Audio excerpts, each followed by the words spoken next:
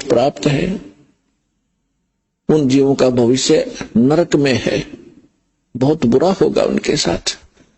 अब उनको ये ज्ञान होगा जो कि एक मानव को, प्रत्येक प्राणी को होना चाहिए कि जो तू गलतियां कर रहा है इसका तुझे दंड भी भोगना होगा।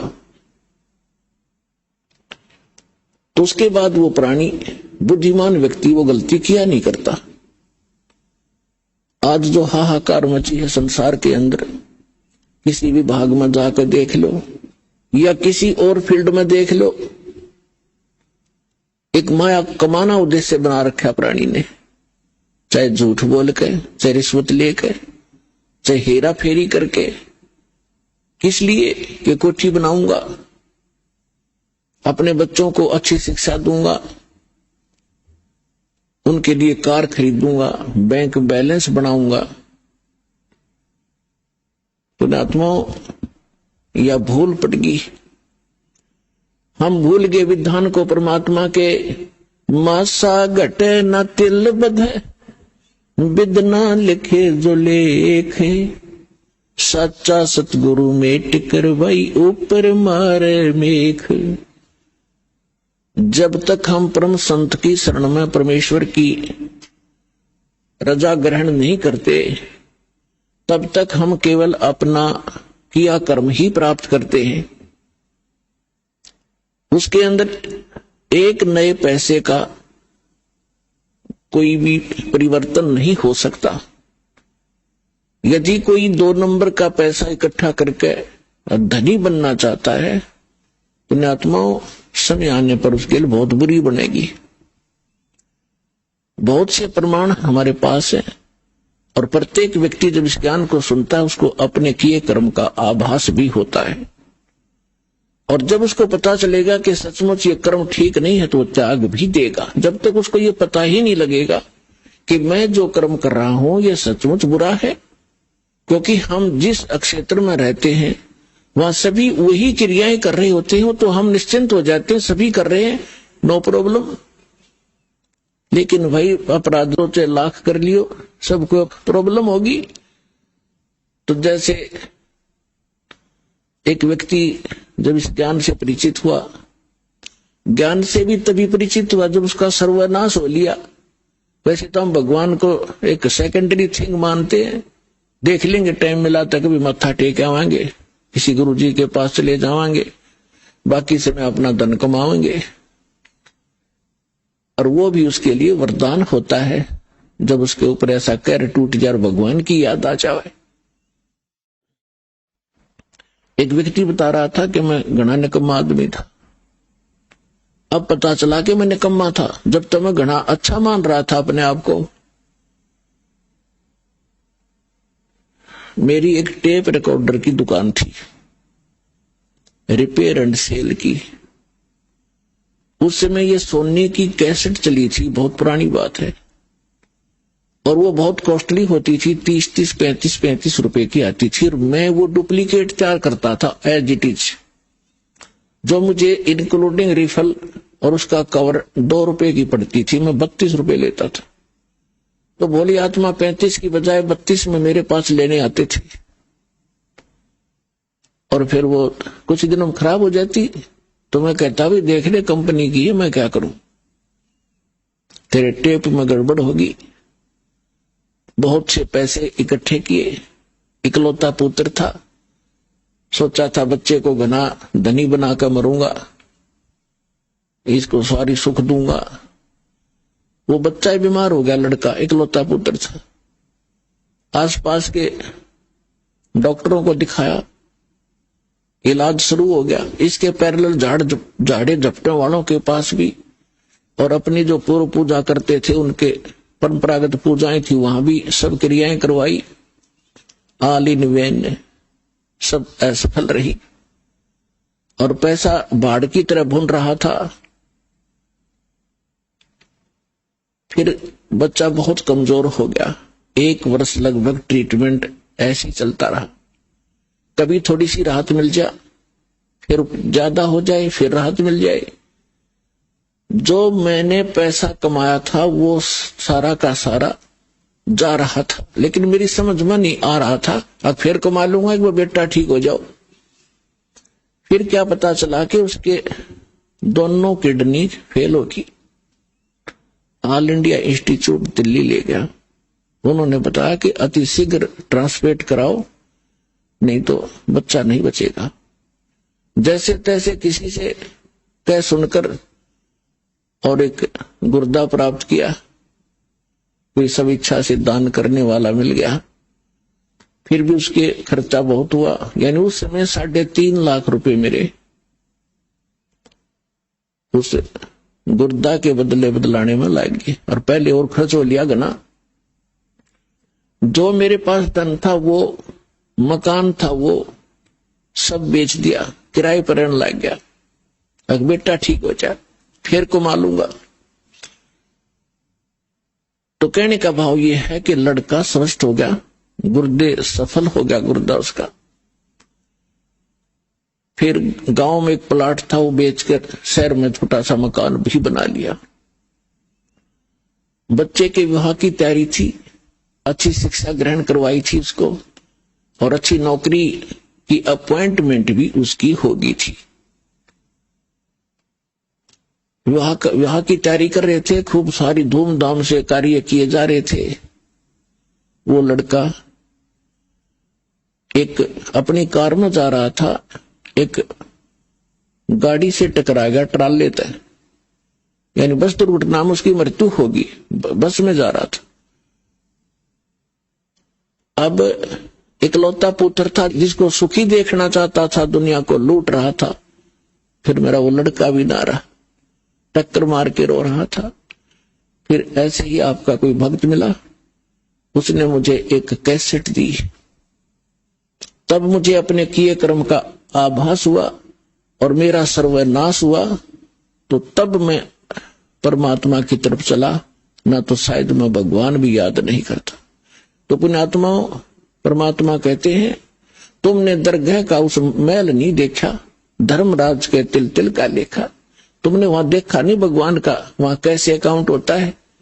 एक पाई भी एक नए पैसे का वहां हेरा फेरी नहीं होगी। आपका किया कर्म एज ए फिल्म आपके सामने चल पड़ेगा। जहां आप ना नौकर करोगे, यस करते चलोगे तो ठीक है। जहां ये कहोगे ऐसा मैंने नहीं किया, फिल्म चला देगा धर्मराज। क्योंकि एक हमारे अंदर फीड होती है, एक उसके पास फैक्स हो जाती है डेली। तो जब आपको ये ज्ञान होगा कि ऐसा जुल्म क्यों करें, जो भोगना इतना बुरी तरह पड़ता है, तो उस समय आपको कैसा महसूस होगा भगवान बताते हैं। जैसे कर का जहर का रंग होरी हो, कहो कौन तिस खावे राम रंग होरी हो। यदि आप होली यानी होली मनाना चाहते हो, खुशी मनाना चाहते हो, तो परमात्मा के इस राम नाम की होली में आप समावेश कर लो। इसमें ये राम नाम की होली में आप अपना पार्ट कर लो, हिस्सा कर लो, यानी पूर्ण संत को गुरु बना लो।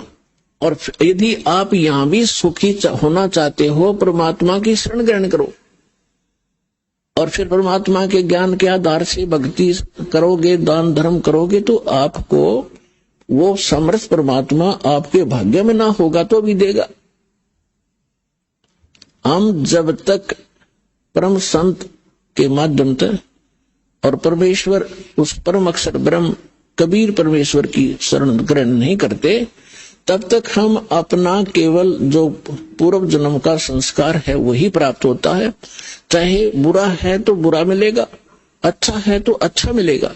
और जो पुनकर्मी प्राणी हैं, आज वो बड़े बड़े सेठ बने हैं, कोई राजनेता बना है, कोई अभिनेता बना है, कोई IAS IPS बना है, कोई डॉक्टर इंजीनियर बना है, कोई जज बना है, कोई एडवोकेट बना है। तो ये पिछले जन्म के घने पुण्यकर्मी प्राणी हैं। और ये सारा जीवन खोटे कर्म करें, चलो सभी तो नहीं करते, चाहे वो सारे जीवन में कितनी गलतियां करें, कितने 2 नंबर के काम करें, उनके पिछले पुण्य उनको प्राप्त होंगे ही होंगे। और उनको एक सबसे बड़ा धोखा ये रहेगा कि हमारा कुछ बिगड़ा को नहीं, हमारा क्या बिगड़ गया, वो फलाने ने ऐसा कर दिया, दकड़ियों ने ऐसा कर रहा था, आज भी वो सुखी है। तो उनके साथ साथ और भी उसी आग में गिरते चले जाएंगे। लेकिन जब हम परमात्मा के विधान से परिचित होंगे कि जब तक आपके पुण्य चलते हैं, आप चाहे डाके मारो, चाहे हत्याएं करो, चाहे बकरे मारो, मांस खाओ, शराब पियो, झूठ बोलो, और चाहे 2 नंबर के काम खूब करो, आपके पूर्व जन्म के पुण्य आपको मिलते रहेंगे। और जिस समय वो पुण्य क्षीण हो जाएंगे, फिर पाप का दौर शुरू होगा। फिर देखना क्या कहर टूटेगा उस घर के, उस प्राणी के ऊपर। यदि वो मनुष्य जीवन भी ठीक ठाक निकल गया तो घने पुण्य थे उसके, लेकिन पापों का ढेर उससे घना है। अभी वो नेक्स्ट जीवन में भक्तिहीन प्राणी कुत्ते की योनि में जाएगा, और फिर उसके सिर में कीड़े पड़ेंगे, वहां कोई ट्रीटमेंट करनी नहीं पाओगा उसको। तो पुण्यात्माओं, ये कोई डूम बाट के गीत नहीं है कि वैसे ही आपके सामने बेतुकी बकवाद की जा रही है। परमात्मा का वो गूढ़ रहस्य और यथार्थ विधान आपके रूबरू किया जा रहा है, जो खुद भगवान ने बताया और जिनको परमात्मा मिले उन महापुरुषों ने बताया। और ये दास केवल एक टेप रिकॉर्डर का काम कर रहा है, तो उनके बताए ज्ञान को एजिडी आपके सामने बोल रहा है। अब परमात्मा बताते हैं, कबीर लूट सको तो लूटियो, राम नाम की लूट, पीछे फिर पछताओगे, भाई प्राण जहांगे छूटे। वो पृथ्वीपति चकवे गए, जिनके चक्र चलंत, रावण सरीखे कौन गिने, भाई ऐसे गए अनंत। राम रटत दारिद्र भलो, टूटी घर की छान, वो कंचन मैल किस काम के, जा भक्ति नहीं भगवान। राम रटत कोड़ी भलो, चू चू पड़े जो चामे, वो सुंदर दे किस काम की, जा मुख नाही नाम। कबीर जिव्या तो वाए भली, जो रटे हरि नाम, नहीं तो काट के फेंक दियो, ये मुख में भलो ना चामे। पुण्यात्माओं, जिव्या कितनी काम की चीज है, हर प्रकार के टेस्ट बता देती है, खाने में सहयोग देती है, परमात्मा का गुणगान करती है। यदि हम इसका यथार्थ यूज नहीं करते, सही प्रयोग नहीं कर रहे हैं, जैसे सारा दिन झूठ बोले, पेट के लिए अटपट करते हैं, किसी का गलत गवाही देकर उसको सजा प्राप्त करवा देते हैं अपनी इस जुबान से, तो ये जुबान आपके लिए सबसे बड़ी दुश्मन से धोएगी। और अगले जन्म में आपको पशु योनि में भेज दिया जाएगा। जुबान होगी लेकिन इसको आप बोल नहीं सकोगे। तो परमात्मा कहते हैं, यदि भक्ति नहीं करते हो, परमात्मा की गुणगान नहीं करते हो, इसके अतिरिक्त आप केवल रोजी रोटी या किसी अन्य को सताने के लिए जिह्वा का प्रयोग करते हो। कबीर साहब कहते हैं, हेतै पराई आत्मा जीभ बांध तलवार। एक तगड़ा व्यक्ति एक कमजोर व्यक्ति को ऐसा वचन बोल देता जुबान से, अब उसकी पार तो बसाए नहीं, क्योंकि हर तरह से सब उसे तगड़ा है, बलशाली भी है, वैसे भी राज में पहुंच है। तो वो व्यक्ति उसको प्रति उत्तर ना दे करके बैठ कर रोता है अपने घर पे, उसकी आत्मा दुख पाती है। तो उसने उस जीभ से तलवार का काम कर दिया, उस आदमी की आत्मा काट दी। उसके बैड काउंट में लिखेगी, बेशक वो गरीब ना बोल सकता, परमात्मा सारी सुनता है। कहते हैं, चिट्ठी पायल बाजा पैर, साहिब सुनता है सब लहर। तो इस प्रकार हम इन सभी क्रियाओं से जो परिचित होंगे, उसके विषय में बताया है कि फिर हम ये गलतियां नहीं करेंगे। और हम केवल भक्ति करेंगे।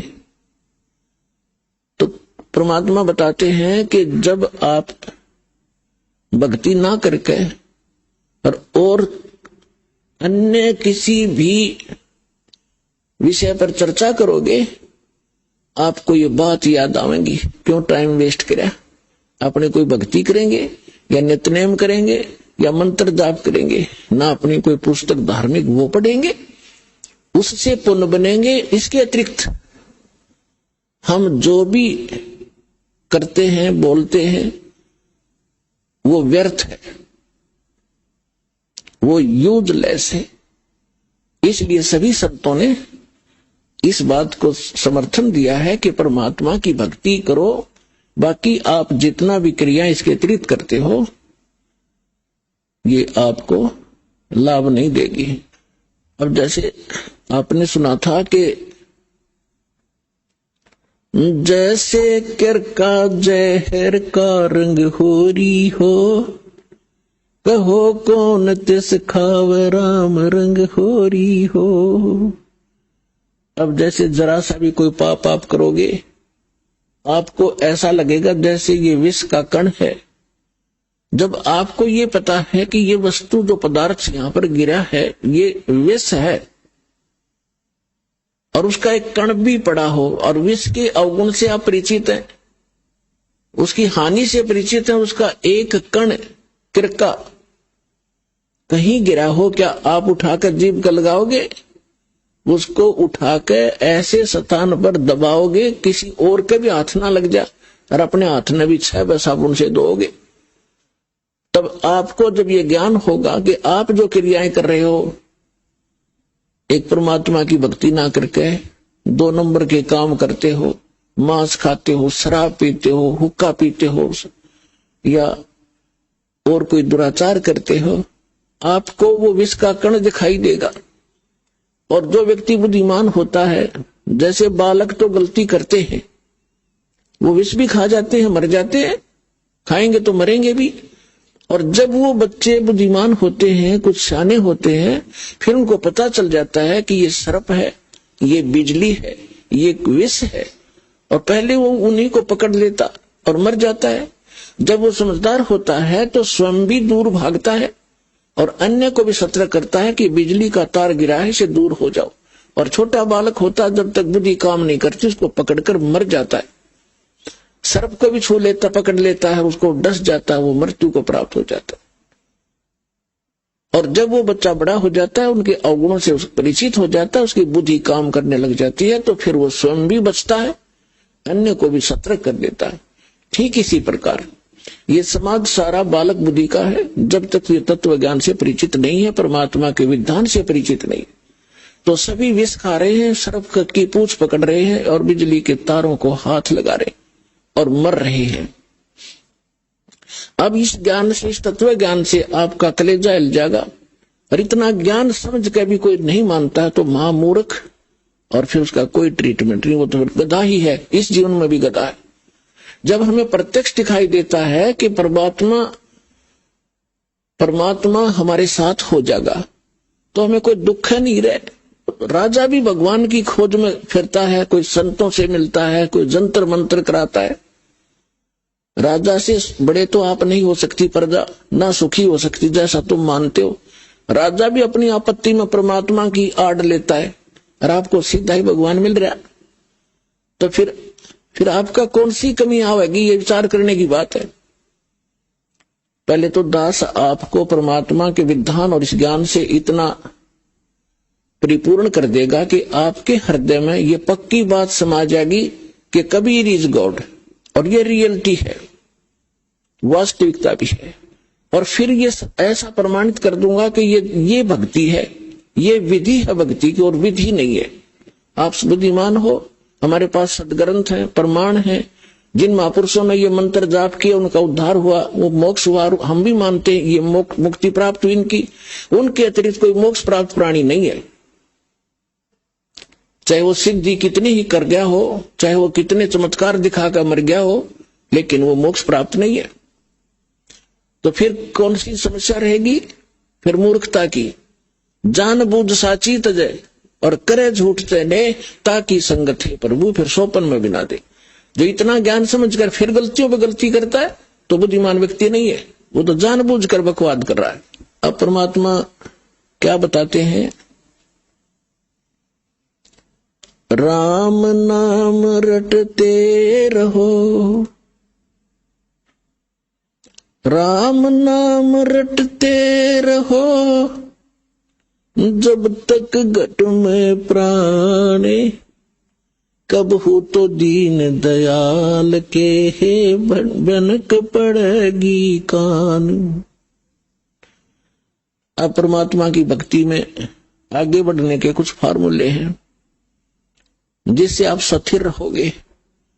इन फार्मूलों को, इन पॉइंट्स को आपने याद रखना पड़ेगा। जैसे कुछ भक्त आते हैं,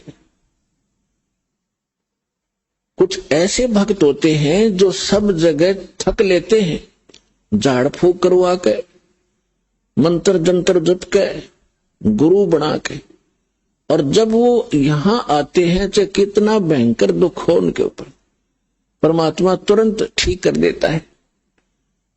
अब उनकी तो फिर परमात्मा की रजा होगी, उन कोई और ठिकाना नहीं रहा, भगवान से अतिरिक्त कुछ जगह दिखाई नहीं देती। मालिक को सब पता है, अंतर्यामी है वो परमात्मा। वो दूर तक जानता है कि आने वाली आत्मा क्या उद्देश्य लेकर इस दरबार में आई है, उसी तरह से उसका उपचार होता है। तो ऐसे आते हैं, उनको तुरंत देखो। दास तो एक पीएन है उस कबीर भगवान का, चपड़ासी हूं। आपकी अर्जी दास के पास आती है, दास उस परम पिता की टेबल पर रख देता है। अब उसने यस और नो उस कबीर भगवान ने करनी है, और यहाँ सेकंडों में होती है। यहाँ कोई कार्यालय नहीं है, वो साइन होगा फिर वापस आओगी। सेकंड्स के भी कुछ क्षणों में वो सब अर्जी परमात्मा फैसला करता है। तो जो भी आता है, जैसी उसकी अंतःकरण की भावना होती है, दास आपकी अर्जी दास के पास, दास की परमात्मा के पास, तो फिर करना उस मालिक ने है। तो कुछ ऐसे आते हैं, उनको तुरंत राहत मिलती है। मालिक को पता कि अब ये कहीं नहीं जाएंगे मेरे बच्चे, सब जगह थक लिए धक्के खा के। कुछ ऐसे आते हैं, हमारे भक्त कहते हैं चलो वहां जाते ठीक हो जाओगे, चलो वहां जाते ठीक हो जाओगे। अब वो आ जाते हैं, दुखी दिन तो आना ही होता है, लेकिन वो उद्देश्य कुछ और रखते हैं कि ठीक है चलते हैं, ठीक हो गया तो ठीक है, नहीं तो नहीं। तो ऐसे नहीं बनती बात है। इसलिए दास सबसे पहले आपसे कहता है कि किसी को भी आप प्रेरित करो, अच्छी बात है, क्योंकि भूले को राह दिखाना एक परम कर्तव्य बनता सभ्य नागरिक का। तो ये सब भूले पड़े हैं, लेकिन उनको पहले ज्ञान समझाओ, उनको पुस्तक दो ज्ञान गंगा। और ये ज्ञान गंगा पुस्तक जो है, और भी कोई हमारी सीडी है बनाई हुई, या कोई भी परमात्मा का लिटरेचर दो इस दास के सत्संगों से बना है, उनको दो पढ़ने के लिए। और ये एक ऐसा ज्ञान है परमात्मा का। कबीर साहब कहते और ज्ञान सब ज्ञानड़ी, और कबीर ज्ञान सो ज्ञान, और जैसे गोला तोब का करता चले महता। तो पहले उनको ज्ञान से समझाओ, फिर वो ज्ञान से परिपूर्ण होकर फिर यहां आएंगे। जब तक ज्ञान से परिपूर्ण होकर यहां नहीं आएंगे तो वो फिर डगमग हो जाएंगे। परमात्मा इस चीज को लाइक नहीं करते कि ये डले थे, पहले ढो ही रहे थे, 36 जगह भटक लिए, नकली गुरुओं के पास धक्के खा लिए, जीवन नाश कर दिया इन्होंने। तो अब अपने परमात्मा को पहचान कर फिर यहां लगे। तो इसमें क्या होता है कि फिर दूसरा इसका कारण ये होता है, जैसे किसी डॉक्टर के पास रोगी जाते हैं, एक ही जैसा रोग होता है, एक व्यक्ति को तो 2-3 खुराकों में राहत मिल जाती है, और दूसरे को 3 महीने गोलियां खाने का निर्देश दिया जाता है डॉक्टर के द्वारा। तो उसके रोग में अंतर है। ये वो नहीं सोचा इसका तो 2 खुराक में ठीक कर दिया, मैंने 3 महीने खानी पड़ेगी, मैं तो नहीं खाने का, तो ना खाने का तो मर जाने का, और क्या इलाज है। अब उसका रोग इतना गहरा नहीं था, जो जल्दी समय पर आ गया तो ठीक हो गया, और उसने वो 3 महीने खानी पड़ेंगी और ठीक होगा, क्योंकि टेबलेट वो कारगर है। तो पुण्यात्माओं, इस संसार में 21 ब्रह्मांड में दास के अतिरिक्त कोई संत नहीं, और कबीर साहब के अतिरिक्त कोई भगवान नहीं। और जो समाधान दास देता है उससे सारे काम ठीक होंगे आपके। आपके सांसारिक सुख, शारीरिक रोग सब दूर होंगे, सांसारिक सुख प्राप्त होंगे, सांसारिक दुख, मानसिक दुख, भूत प्रेत की बाधा, पितृ बाधा, चाहे कितना भयंकर हो, किसी प्रकार की, चाहे घाल तक डाल रखी हो, चाहे चौकी तक छोड़ रखी हो, यहाँ 1 सेकंड का काम है भगवान का। हम धड़े दुपटे नहीं लाते, परमात्मा के उस शब्द में इतनी ताकत है, जो मंत्र हम देते हैं अपने आप सब भाग जाते हैं।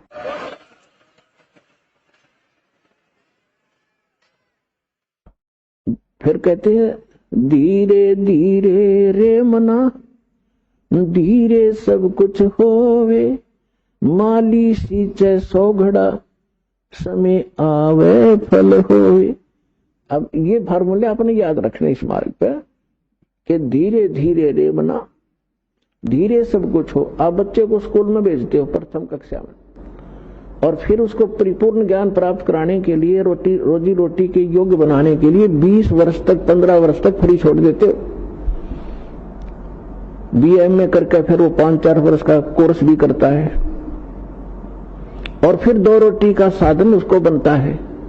अगर वो सफल हो जाता है और बढ़िया होता है, फिर सारा उसका जीवन रोजी रोटी की समस्या हल हो जाती है। ठीक इसी प्रकार आपने ये आम का बीज बोया है, भक्ति, सत भक्ति। अभी तक आपने बबूल बो रखी थी, और बबूल बीज का ये आशा कर रहे थे कि हमें आम मिलेंगे मीठे मीठे, तो बबूल के तो काटे ही मिलेंगे, आम की इंतजार, आम की आशा व्यर्थ थी। तो जितने भी ये संत हैं, पंथ हैं और श्रद्धालु हैं, ये बेचारे उनको संत मानकर चले गए, उन्होंने राम नाम दे दिया, अब बीज दे दिया आम का कह के, और है वो बबूल का।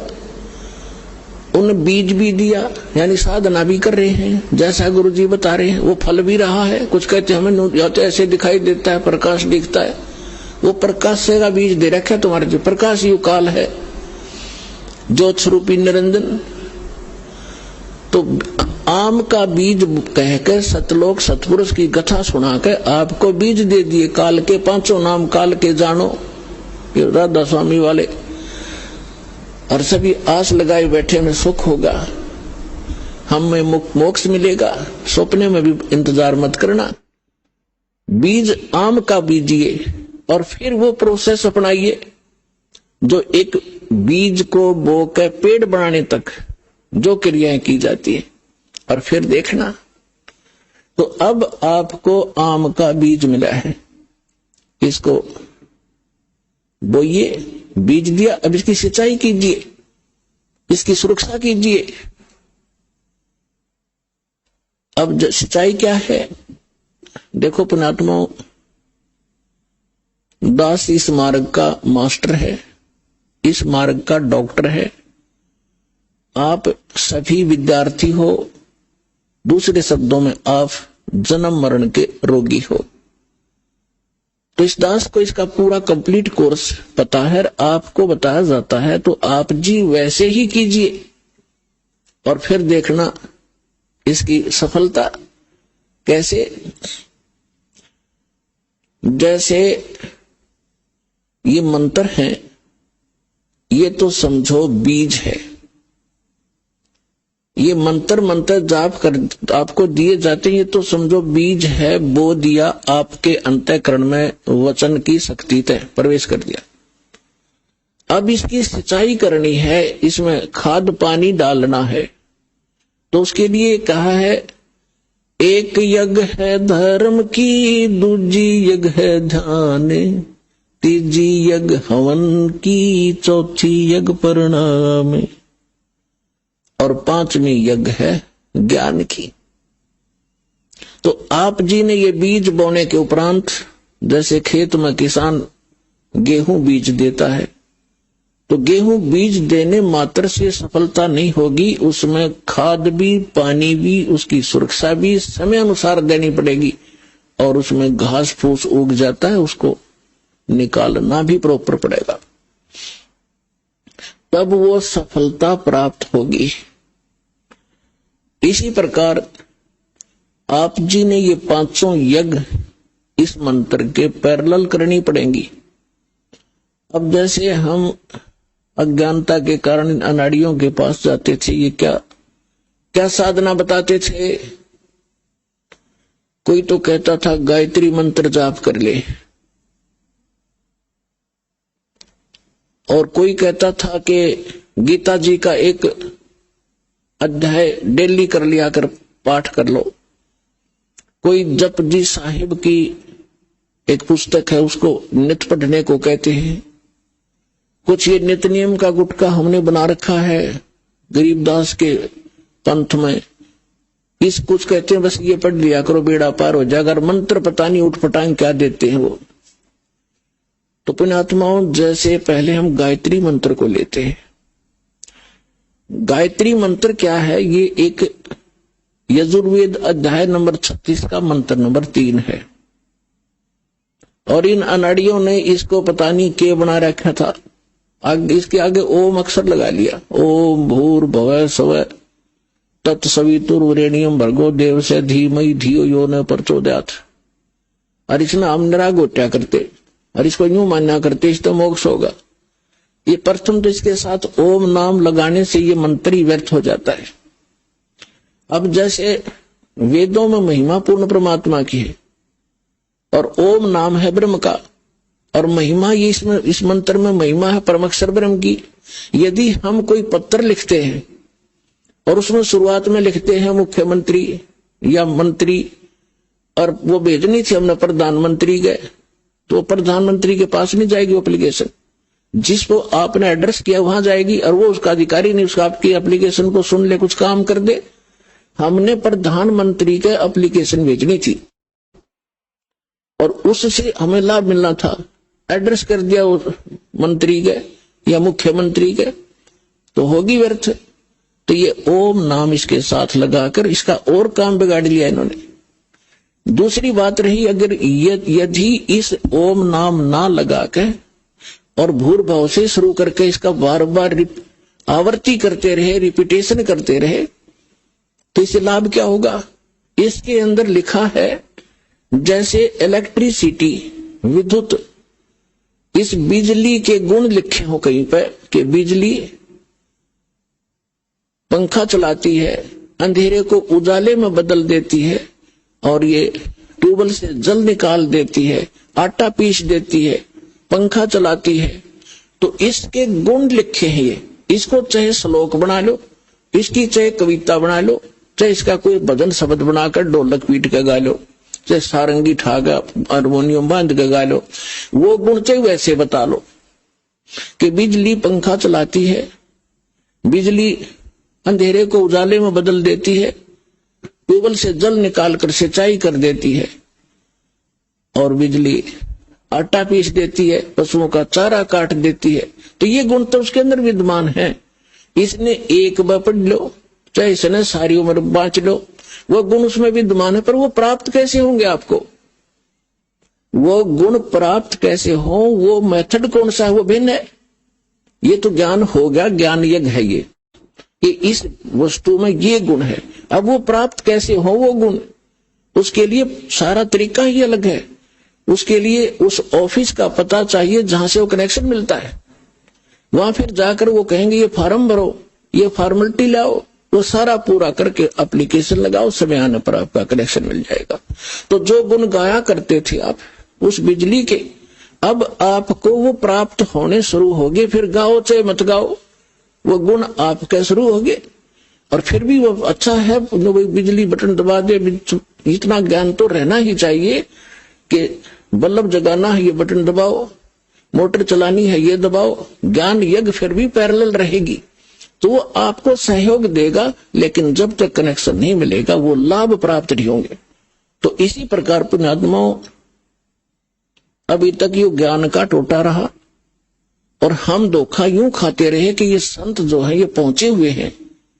बताइए, सतपाल जी महाराज और ये बाल योगेश्वर जैसे, इन्हें कक्का नहीं पता भक्ति मार्ग का, ये सासाराम महाराज जैसे, और करोड़ों को डुबो के अरे अपना जीवन नाश करके चले जाएंगे। अब ये अपरमात्मा कहते हैं गुरुआ गाम बिगाड़े, संतो गुरुआ गाम बिगाड़े, ऐसे कर्म जीव कला दिए ईब जड़े ना जाड़े।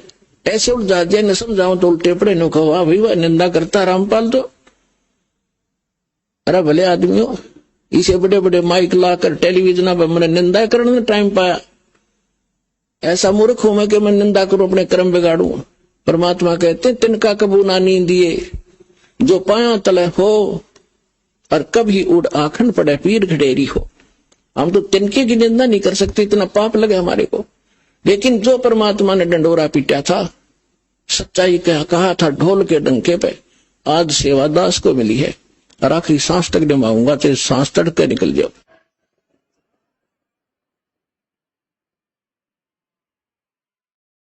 अब इसको कोई निंदा समझता है तो उसने भांग पी रखी है या कति अनजान आदमी है।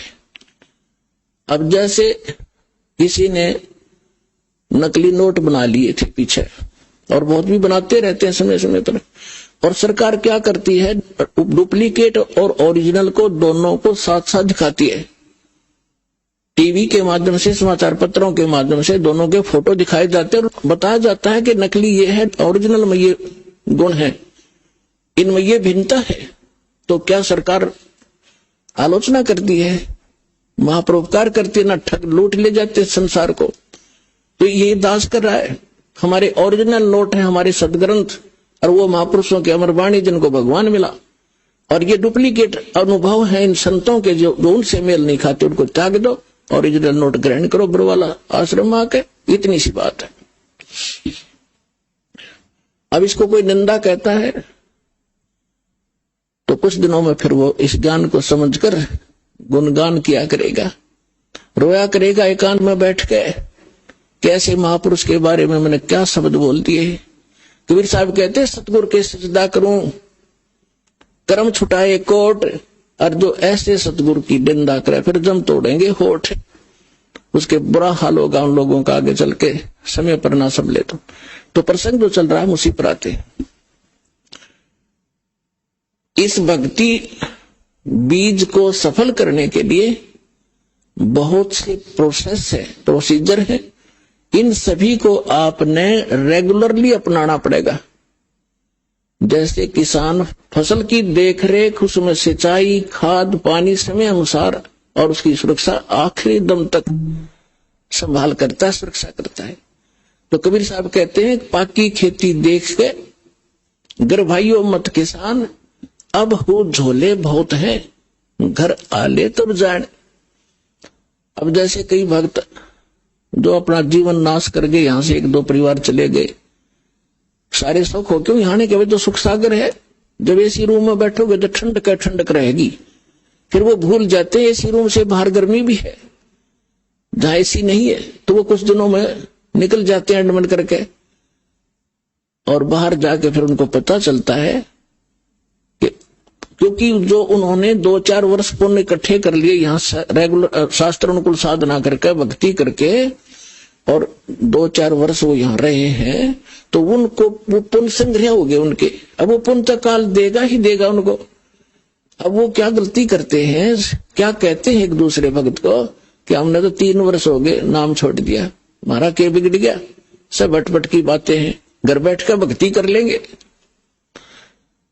तो वो एक आध न और डबो सकते, इसलिए दास आपको ये फाउल पॉइंट बता रहे हैं ताकि ऐसा कोई सिर फिरा मिल जाए गुरुद्रोही तो उससे भी बचना आपने।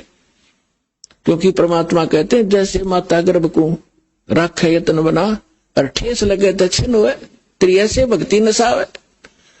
तो भक्ति का नाश शीघ्र हो जाता है, इसको प्रफुल्लित करने में समय लगता है। जैसे आम का पौधा बो दिया, 2-3 वर्ष में इतना को होगा 5-4 फुट का, और तोड़ने वाला एक बार तोड़ जाएगा। अब उसको इतना बनाने में तो 3 वर्ष लग गए, और तोड़ने वाले ने 1 मिनट में कर दिया काम, नाश हो गया। तो भक्ति का नाश तो शीघ्र हो जाएगा, लेकिन इसको प्रफुल्लित करने में आपको सावधानी बरतनी पड़ेगी। तो उनके साथ क्या होगा, अब दास देख रहा है कि आज से 10 वर्ष पहले एक परिवार छोड़ गया था। उनको पहले इतना कष्ट था, गिनती नहीं हुए। 3 वर्ष 4 वर्ष वो भक्ति में रहे, सारे सुख हो गए, फिर अटपट भागी छोड़ गया। अब 10 वर्ष के बाद फिर नाक रगड़ा, नाक है कि हम पे तो वो दुख फेर हो गए। और मैं रोज यही आपको रोज सतर्क कर रहा हूं कि ये गलती मत करो, मत करो, आप मार खा जाओगे। या फिर पहले धक्के खा लो, पहले इन संतों ने खूब टटोला हो जा करके, वहां करके देख लो भक्ति, कुछ दिन फिर आ जाइयो।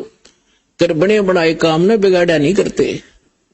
तो इसलिए जो भी हम कोई ज्ञान प्रचार करवाते हैं उनको पहले कह देते हैं कि उनको नियम पहले बताओ, नियम समझ में आवे तो आ जाइयो, ना फिर और थोड़े से दिन तसल्ली कर लो फिर आ जाना। प्रथम नियम है, बाद में भक्ति, और फिर ना सफलता हो तो हमें बताइयो। तो हम मार खाते अपनी गलती से।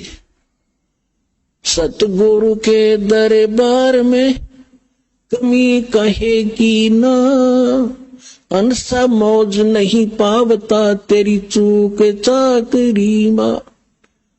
परमेश्वर कबीर जी की डिक्शनरी में इम्पॉसिबल वर्ड नहीं है। हम उसे लाभ नहीं प्राप्त कर पा रहे हैं तो कहते हैं आपकी कोई चूक चाकरी में। अब जैसे एक 3 फेज की लाइन से 10 घरों को कनेक्शन मिला हुआ है और अन्य के पंखे भी चल रहे हैं, ट्यूब भी जल रही है और उसका कुछ नहीं चल रहा, और कनेक्शन एक ही स्थान से है। आप कंप्लेन करोगे बिजली विभाग में तो वो मीटर तक चेक करेंगे, वो कहेंगे यहां तक लाइट है, आगे अपने पंखे कूलर तुम देखो आगे क्या डिफेक्ट है।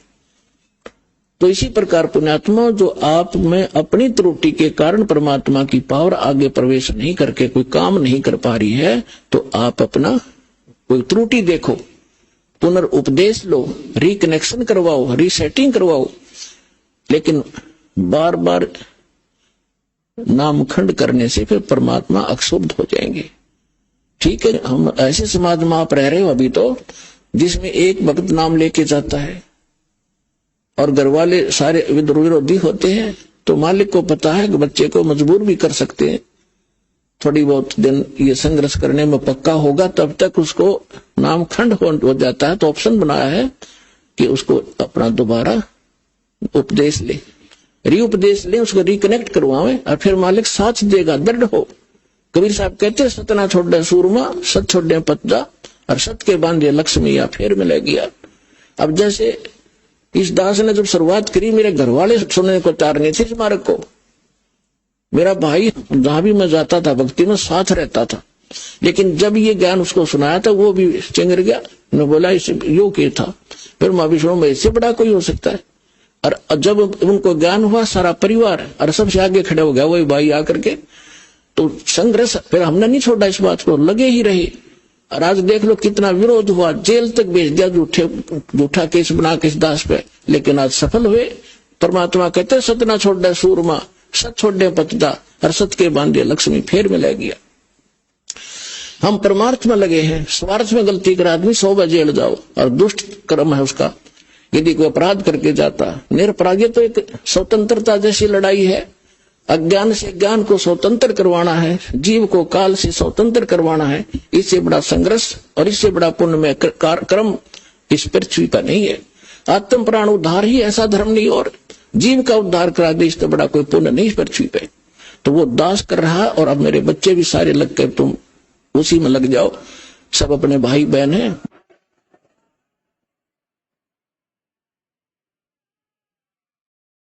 सबको सुख होगा, सभी दुखी हैं, सबको भगवान की चाह है, लेकिन ये काल के 2-3 घेरे बैठे हैं। अज्ञानी बना के आप उनको विद्वान बनाओ, साथ में उन कैसेट सुनाओ, पुस्तकें भेजो उनके पास, जैसे तैसे करके। अब जब उनको ज्ञान होगा, जब कोई ना रहे वहां पर, अब दौड़े दौड़े आ रहे हैं भगत सारे, छोटे छोटे कर नकलियों को रो रहे हैं अपने कर्मों को। 20 वर्ष खो दिया, 10 वर्ष खो दिए, 13 वर्ष नाश कर दिया अपने जीवन का, केवल दुख दुख इकट्ठे हो गए। कोई बात नहीं, अब आपको भगवान मिल जाएंगे, आपके सुख भी होंगे और आपका मोक्ष भी होगा। अब जो प्रश्न चल रहा है कि इस भक्ति रूपी बीज को और इस फसल को वही परिपूर्ण करेगा जो इसके बारे में पूर्ण ज्ञान हो जाएगा, जिसको जैसे किसान खेती होता है। हमारे हरियाणा क्षेत्र में नहर से सिंचाई की जाती है और गेहूं का फसल जो है सर्दियों में ही परिपक्व होती है। दिसंबर जनवरी के महीने में यहाँ इतनी भयंकर सर्दी पड़ती है, शीत लहर चलती है, हम अपने कमरे कक्ष बंद करके रजाई ओढ़ के कंबल जोड़ते हैं या कोई हीटर वगैरह लगा के अपने को ताप प्राप्त कराते हैं। और उस समय उस किसान का खेतों में पानी लगाने का, नहर का समय होता है। अब उस सर्दी को देखे कोई बाहर ना निकले, पड़ोस के दूसरे घर में भी जाना हो तो इन सोचे सुबह जाऊंगा, अब तो बहुत ठंड है बाहर, आलस कर जाएगा। लेकिन वो किसान आलस नहीं करता। इतनी काली पीली रात होती है, ऊपर से सर्दी गिर रही होती है, भयंकर तेज हवा चल रही होती है, और वो खेत में पहुंच जाता कस्सी लेकर, और जो कंबल वगैरह छोटा मोटा ले रखा उसको भी रख देता एक तरफ। उस समय जब वो पानी लगाने लगता है और घुटनों पानी में खड़ा हो जाता है और ऊपर से शीत लहर चल रही होती है, तो वो अपने उस मार्ग का, उस फसल को परिपक्व करने का पूर्ण मास्टर है। उसको ये मालूम है जब मैं आज आलस कर गया और सर्दी से डर के कमरे में बैठा रहा, पानी का समय निकल जाएगा, मेरी फसल सूख जाएगी, मेरे बच्चे भूखे मरेंगे और मैं निर्धन हो जाऊंगा। इसलिए वो सिर धड़की बाजी लाकर चाहे सांप काटो, चाहे कांटे लागो और चाहे नमुनिया हो, उस काम में करके छोड़ेगा और सफल भी होगा। फिर खेत में काट के लाओगा भर के गाड़ी।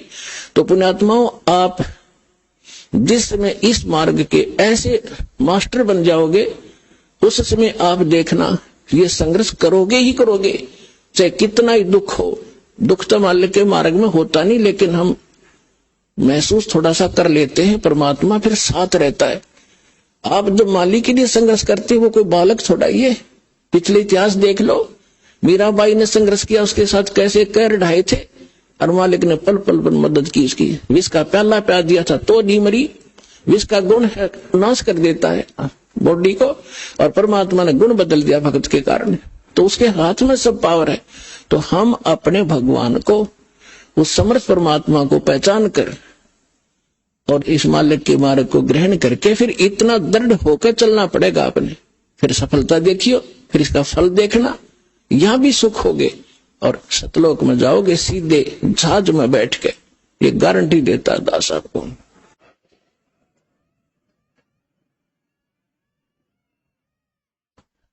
अब इसको सफल करने का तरीका,